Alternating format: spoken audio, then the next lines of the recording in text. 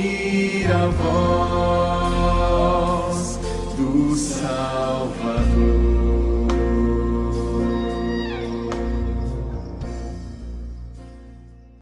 Atos capítulo 8, a partir do versículo 23.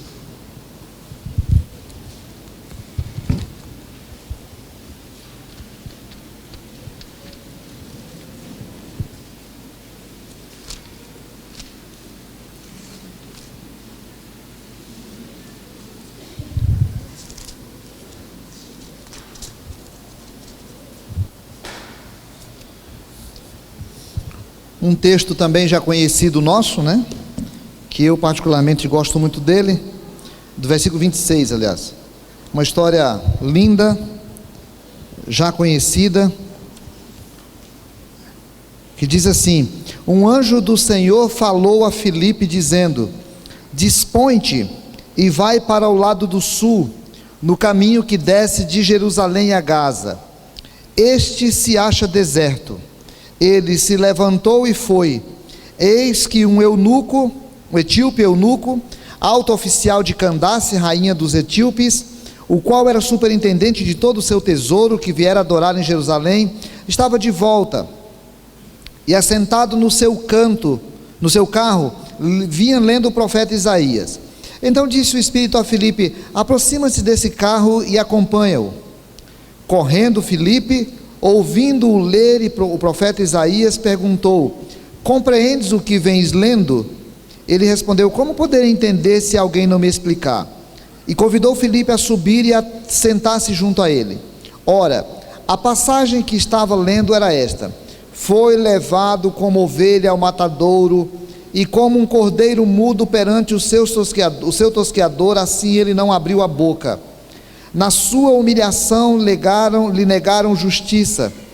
Quem lhe poderá descrever a geração? Porque da terra a sua vida é tirada. Então o eunuco disse a Filipe: peço-te que me expliques a quem se refere o profeta. Fala de si mesmo ou de algum outro? Então Filipe explicou, e começando por essa passagem da Escritura, anunciou-lhe Jesus. Seguindo eles caminho fora, chegando a certo lugar onde havia água, disse o eunuco: eis aqui água, o que impede que eu seja batizado? Filipe respondeu: é lícito, se crês de todo o teu coração, de todo o coração. E respondendo ele, disse: creio que Jesus Cristo é o Filho de Deus. Então mandou parar o carro, ambos desceram a água, e Filipe batizou o eunuco. Quando saíram da água, o Espírito do Senhor arrebatou Filipe, não vendo mais o eunuco, e este foi seguindo o seu caminho, cheio de júbilo. Mas Filipe veio achar-se em Azoto, e passando além, evangelizava todas as cidades, até chegar a Cesareia. Quando eu era garoto, estava num culto na UMP, né, na União de Mocidade Presbiteriana, e estava pregando um pastor que é conhecido de alguns aqui, é um pastor muito querido na IPB, chamado Luiz Ricardo. E o pastor Luiz Ricardo estava falando para jovens, adolescentes. Eu estava lá com meus 14 anos, e ele estava explicando lá sobre namoro, e falando assim: olha, quando você for se casar, escolha casar com uma pessoa salva. Não é para casar com uma pessoa crente, é para casar com uma pessoa salva. E fiquei pensando: mas meu pai do céu, como é que eu vou saber quem é que é salvo, né? Já está difícil saber quem é crente, como é que eu vou saber quem é salvo, né? E eu lembro que ele explicou tudo isso direitinho, e eu levantei a mão e perguntei: pastor, como é que a gente vai saber que alguém é salvo? Ele falou assim: abre lá em Tiago não sei quanto, abre lá não sei aonde. Foi citando os endereços da Bíblia direitinho, e eu lembro direitinho quando ele disse: a Bíblia fala que pelos frutos os conhecereis. Que a gente olha na vida das pessoas que são salvas, e elas demonstram com a sua vida que existe alguma coisa diferente no coração delas. As pessoas que são salvas, elas experimentaram alguma coisa que transcende a vida natural. E aí hoje de manhã nós estávamos aqui conversando com os novos líderes que estão sendo preparados para dirigir os nossos grupos de comunhão, as células, e estava falando já da preocupação que eles têm que ter na hora de escolher os seus colíderes. E uma das coisas que está sendo dito lá: escolha pessoas que tiveram realmente uma experiência com Jesus. Porque se a pessoa frequentar a igreja, se a pessoa for escolhido pastor, se a pessoa for escolhido presbítero, se a pessoa for escolhido professor de escola dominical, se a pessoa for escolhido líder de célula, mas se a pessoa não tiver vivido uma experiência pessoal com Jesus Cristo, vai ser um fiasco. Seja como pastor, seja como presbítero, seja como diácono, como professor de escola dominical, como líder de célula. Se não tiver uma experiência pessoal com Jesus, não tem sentido a caminhada dele. A semana passada nós estávamos pensando nesse texto e meditamos nesse texto, e estávamos falando sobre missões nesse texto, a partir da experiência do Filipe. Hoje eu gostaria que a gente estivesse conversando sobre algumas características da salvação, a partir da experiência do eunuco. Se a semana passada nós vimos nesse texto a visão da missão, eu queria que a gente pudesse pensar hoje a visão da salvação na nossa vida, e pensar algumas características dela. A primeira é que toda pessoa que tem uma experiência pessoal com Jesus, ele tem uma clara concepção da obra que Jesus Cristo fez na cruz. E eu fiquei tentando imaginar algumas palavras que pudessem tornar claro isso, e eu estou ficando mais velho e mais medroso, porque tenho a impressão de que eu não estou conseguindo colocar nas palavras aquilo que algumas coisas da Bíblia deixam claros para nós. Eu não sei se eu consigo explicar, e eu não sei se eu consigo entender tudo. Então, talvez a gente vai buscar parar um pouquinho para refletir sobre isso, para chegar no final desse ponto e pensar assim: será que eu creio nisso? Será que eu passo por essa experiência? Será que eu, enquanto pastor, sou alguém que experiencio isso? Será que as pessoas que frequentam aqui no domingo à noite experienciam isso? Será que as minhas filhas experienciam isso? Porque elas foram criadas lá em casa, elas experimentaram isso na sua alma, na sua vida mesmo, uma clara concepção espiritual e não apenas intelectual do que foi a obra de Jesus na cruz. Aquele homem era um homem que tinha vindo lá da Etiópia adorar o Deus de Israel. Só podia ser adorado lá em Jerusalém, porque lá tinha o templo, era o lugar onde ele tinha que fazer a peregrinação dele, fazer aquela viagem longa de milhares de quilômetros, para chegar lá e adorar, porque aquele era o único lugar onde ele podia adorar. Então ele vai lá para adorar, ele tem alguma coisa a respeito desse Deus, ele sabe alguma coisa a respeito desse Deus, ele quer adorar como os judeus, ele quer adorar com os judeus, mas ainda faltava alguma coisa no coração dele. E ele está voltando e está lendo a Bíblia, ele está lendo na carruagem dele, lendo aquele texto, e o Espírito Santo, que tinha chamado através do anjo o Filipe lá atrás, agora chega para ele e fala assim: olha, vai ali e acompanha aquele carro. E ele acompanha o carro, e ele chega lá, e aquele homem está lendo a Bíblia, e aí ele pergunta para ele, o Filipe pergunta: você entende o que está lendo? E ele fala: eu não tenho como entender, eu estou aqui sentado na carruagem, lendo, mas não entendo. Às vezes eu fico vendo alguns adolescentes aqui na igreja, os adolescentes, eles ficam voando, né? Brincando, eles estão conversando sobre um negócio que não tem nada a ver com aqui, a cabeça deles não está aqui, o coração deles não está aqui, eles viajam na maionese, vão, eles brincam, eles sorriem, eles conversam, porque eles não estão nem aqui. Porque adolescente é assim, eles ainda não se tocaram, nem todos, eles ainda não entenderam a obra. Alguns adultos também, só que é diferente, porque os adultos, eles ficam sérios, olhando para o pregador, e eles cantam, e eles fecham os olhos, e eles meditam, e eles pensam.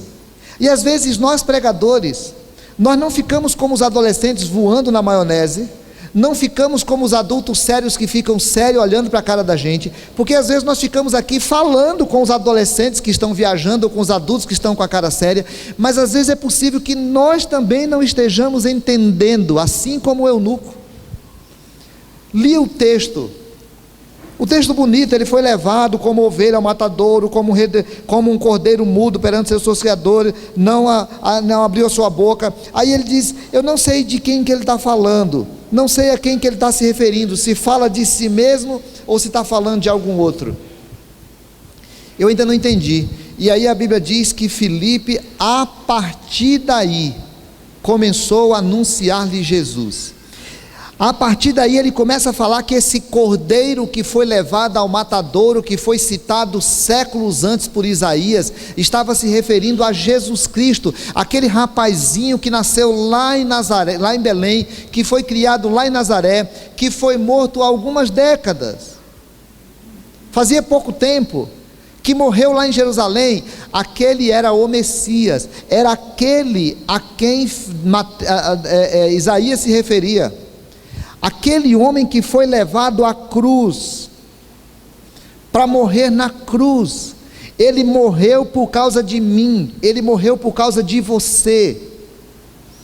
Eu preciso saber disso, eu preciso saber o que significou a cruz, eu preciso saber, desculpa a expressão as pessoas não gostam, eu preciso saber do quão desgraçado é a condição de uma pessoa sem a salvação em Cristo Jesus.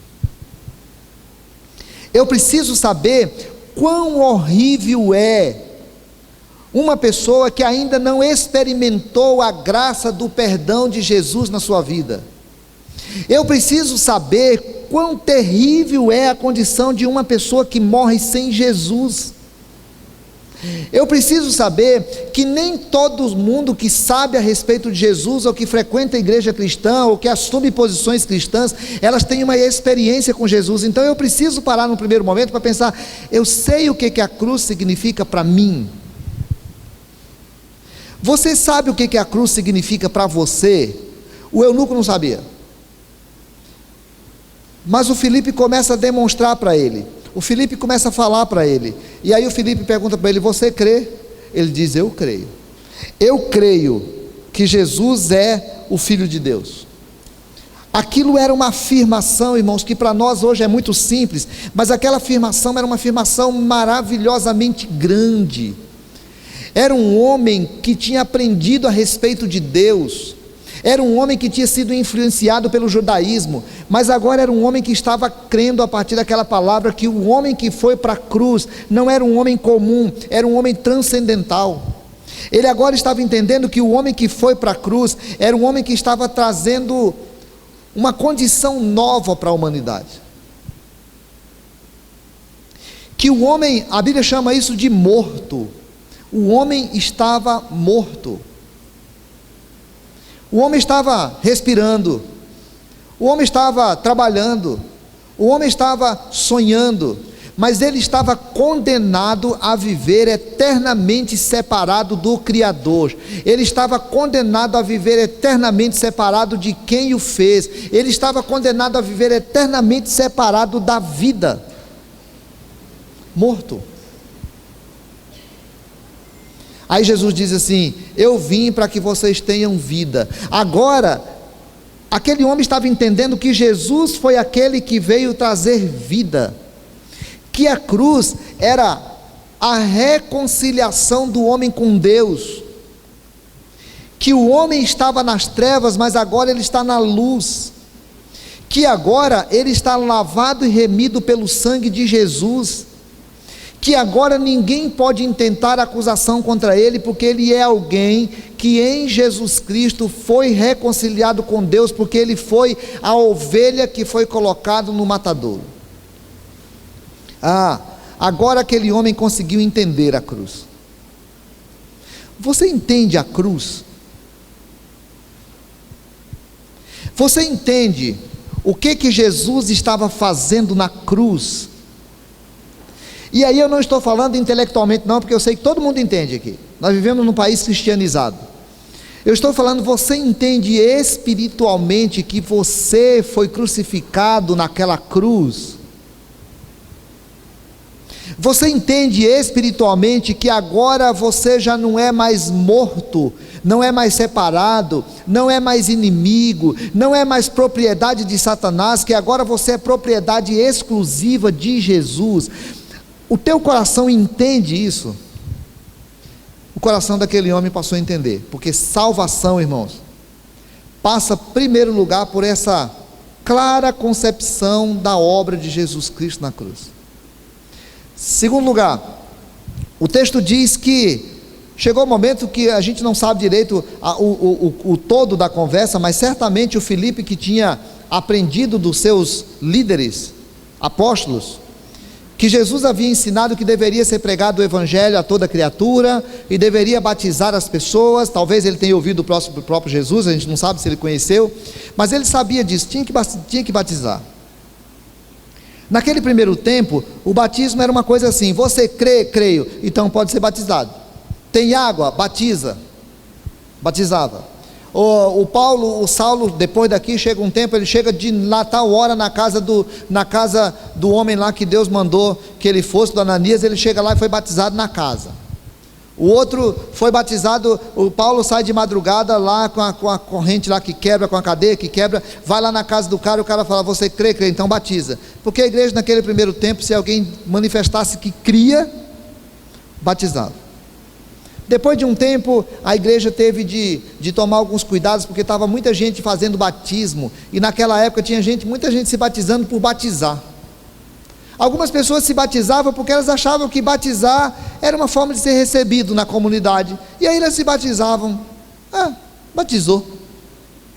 E aí foram preciso que eles criassem uma metodologia já no segundo século, que tinha que as pessoas se preparar para o batismo. E alguns tinham que preparar durante 3 anos, porque batismo naquele tempo era uma coisa muito séria. Depois a igreja começou a entrar nessas noias nossas, que é assim: batiza com muita água, com pouca água, afundado com água na cabeça. Quem é que batiza? É só adulto ou é só criança? Ou pode batizar criança também? Se alguém foi batizado, mas saiu, ele voltar depois, precisa ser batizado ou não precisa ser batizado? Se ele foi batizado na igreja A, ele tem que ser batizado de novo na igreja B? Aí entrou nesses negócios que as igrejas, nós entramos nelas e faz parte do nosso sistema de ser. Na igreja presbiteriana, nós batizamos quem não foi batizado numa igreja evangélica, e nós batizamos com água na cabeça, porque para nós não é a quantidade de água, a água é um símbolo. Nós batizamos crianças, porque nós acreditamos que as crianças, quando elas nascem numa família cristã, elas nascem na família da aliança, então elas já são recebidas na comunidade. Outras igrejas têm outras formas de batizar, não vem ao caso para nós aqui. O que vem ao caso para nós aqui, irmãos, era assim: num tempo que já tinha perseguição, num tempo em que Atos narra que Estevão foi morto, apedrejado em praça pública, porque cria em Jesus. Num tempo em que Atos também, capítulo 8, fala que a igreja foi perseguida e foi colocada para fora de Jerusalém, todo mundo foi obrigado a ir para fora de Jerusalém, com exceção dos apóstolos. Num tempo em que logo depois daqui do capítulo 8, o capítulo 9 vai narrar que o apóstolo Paulo saiu para perseguir cristão. Num tempo em que a lei dizia: todo mundo aqui precisa assumir que César é o Senhor, o dono da sua vida, o Deus que existe aqui é um dos deuses. César é um Deus, mas o César é dono da tua vida. O eunuco estava conhecendo um homem que tinha Jesus como Senhor. O eunuco estava conversando com um homem que tinha assumido que Jesus era o seu Senhor, que não era César, e que estava disposto a pagar qualquer preço que fosse por causa disso, porque ele acreditava que aquele homem de Jerusalém, que morreu lá em Jerusalém, não foi apenas um homem que morreu, mas foi um homem que ressuscitou, e ele tinha entregue a sua vida para ele, e agora ele vivia em função dele. E o eunuco conheceu esse homem, e o eunuco falou para ele: nós somos uma comunidade, aliás, o Filipe falou para ele: nós somos uma comunidade de pessoas que creem que Jesus está vivo, e nós somos uma comunidade de pessoas que creem que Jesus formou uma igreja, um povo, e que a forma que as pessoas têm de assumir diante de todo mundo que faz parte desse povo é o batismo. E nós fazemos isso com a água. E eles estavam passando pelo caminho, e essa conversa se estendeu, e eu fico imaginando aqui na minha cabeça, e aí é uma imaginação, aquele etíope pensando: meu Deus, o que eu vou fazer? Eu estou indo para a Etiópia, esse homem apareceu aqui de repente, não sei o que vai acontecer agora. Aliás, depois o texto diz que ele simplesmente desapareceu. O que eu vou fazer da minha vida? Quando ele viu água, ele disse: está tendo água aqui, o que impede de eu ser batizado?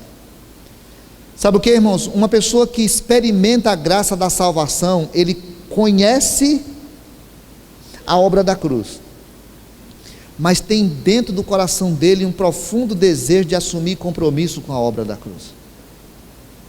Eu quero me comprometer com essa causa, eu quero me comprometer com essa igreja, eu quero me comprometer com essa obra, eu quero me comprometer com essa missão. Eu não quero que Candace seja minha senhora, eu quero que Jesus seja meu Senhor. Eu quero que a minha vida esteja comprometida com essa causa, porque eu conheço Jesus. Agora eu sei que Jesus é verdade. Agora eu sei o que é salvação. Eu quero me comprometer. O que é que eu preciso? Quando a pessoa fica na igreja e ela não entende a obra da cruz, ela fica, parece que ela está num clube, ela acha que ser cristão é frequentar uma comunidade legal, que se reúne no meio de semana numa célula, que as pessoas sorriem. Ela acha inclusive que ela nem vai morrer, ela vive como se não fosse morrer. Ela acha que ela nunca vai passar por uma grande dificuldade, ela acha que ela nunca vai dar de cara com a morte, ela vai vivendo assim. A pessoa que vive na igreja sem ter um conhecimento da obra de Jesus, o que significou a obra da cruz, para ela não faz nenhuma diferença se batizar ou não se batizar. Porque não se batizar para ela não fede, não cheira. Se batizar também não. Ela não tem compromisso com ninguém. Ela não tem compromisso com ninguém. Ela não presta as contas da vida dela para ninguém. Ela é livre, leve e solta. Quando uma pessoa experimenta a obra da salvação, ela entende que inerentemente ela faz parte de um corpo agora, e que ela gostando ou não, ela presta contas da vida dela para outras pessoas, e ela é ligada espiritualmente a uma comunidade no mundo inteiro. E aquele homem diz: cara, eu não posso perder essa oportunidade, eu quero. Último lugar, uma pessoa que experimenta a salvação, é uma pessoa que tem dentro dela uma alegria, é uma pessoa que tem dentro dela uma coisa diferente, é uma pessoa que experimenta um sentimento novo. A Bíblia diz que o Filipe desapareceu, e aquele homem seguiu o seu caminho cheio de júbilo. Eu gosto dessa expressão. Aquele homem estava vivendo agora uma experiência nova, tinha acontecido uma coisa extraordinária no coração dele.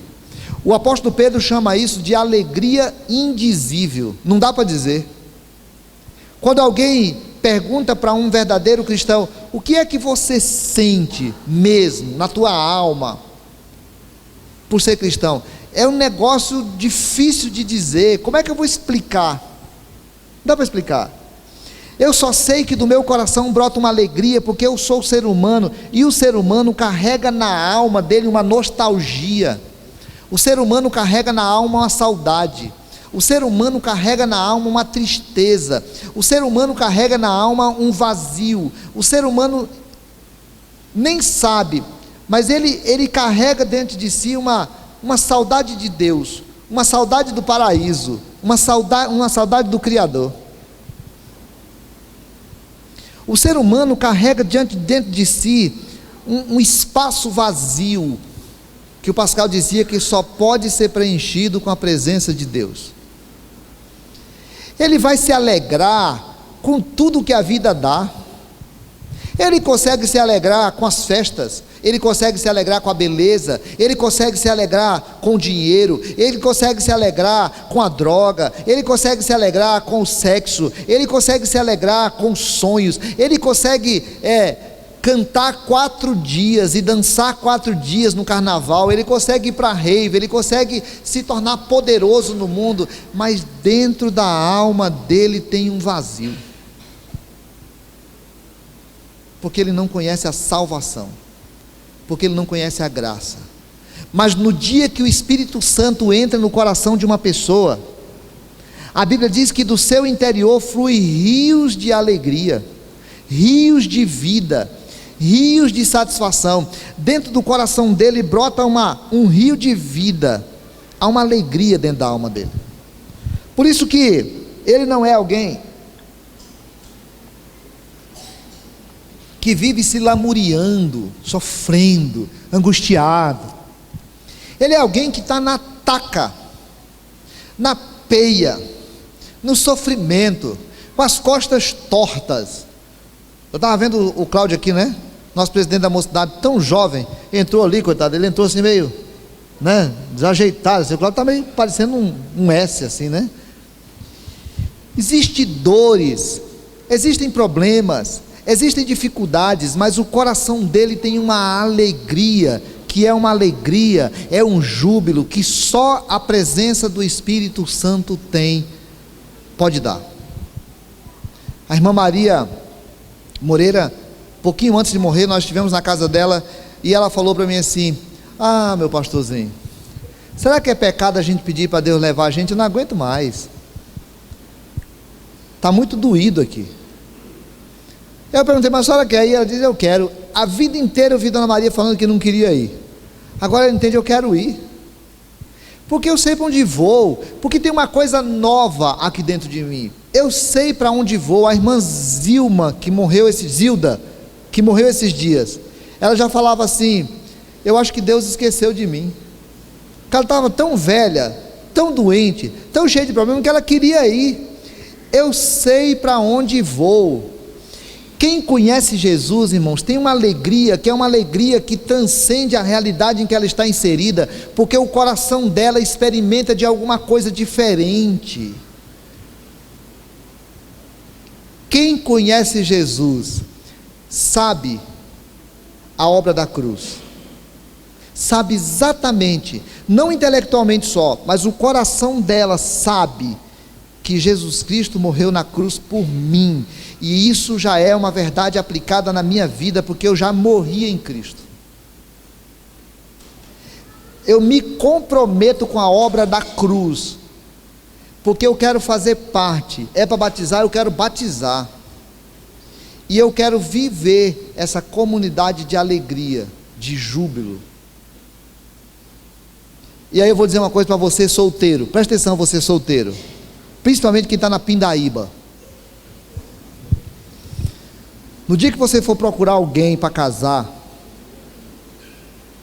procure alguém que tenha esse júbilo no coração.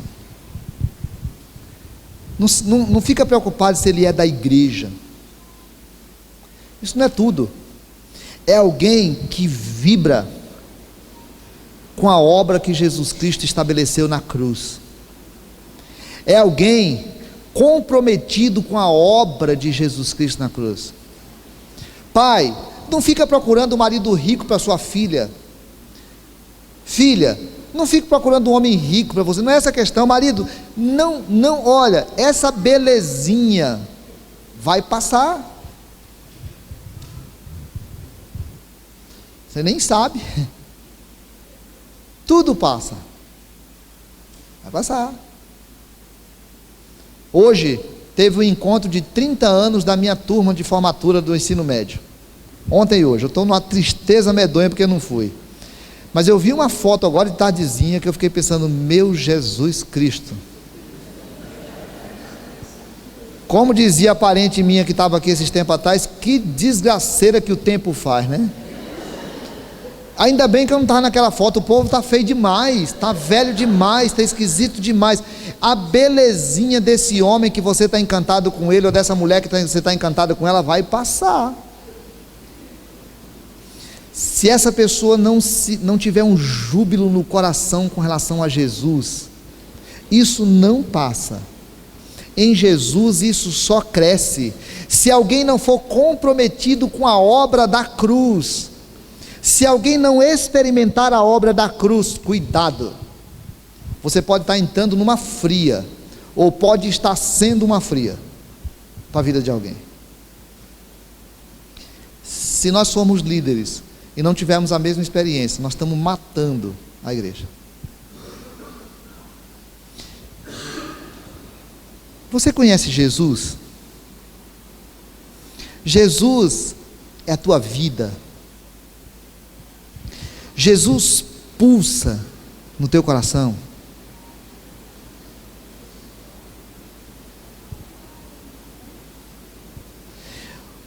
Teu dinheiro, teu tempo, teus sonhos, tua beleza, tua vida, já foi alcançado por essa presença majestosa de Jesus? Quando as pessoas entram em contato e convivem contigo, contatam com uma pessoa cheia de júbilo, porque diz assim: eu sei em quem tenho crido, estou bem certo que é poderoso. Irmão, Jesus não é um místico, Jesus não é um abridor de portas, Jesus não é um mestre, Jesus é tudo isso, mas Ele só vai ser tudo isso se antes Ele for Senhor e Salvador da nossa vida. Eu queria que você dissesse para Jesus quem Ele é para você. O Filipe perguntou para o eunuco: você crê nisso?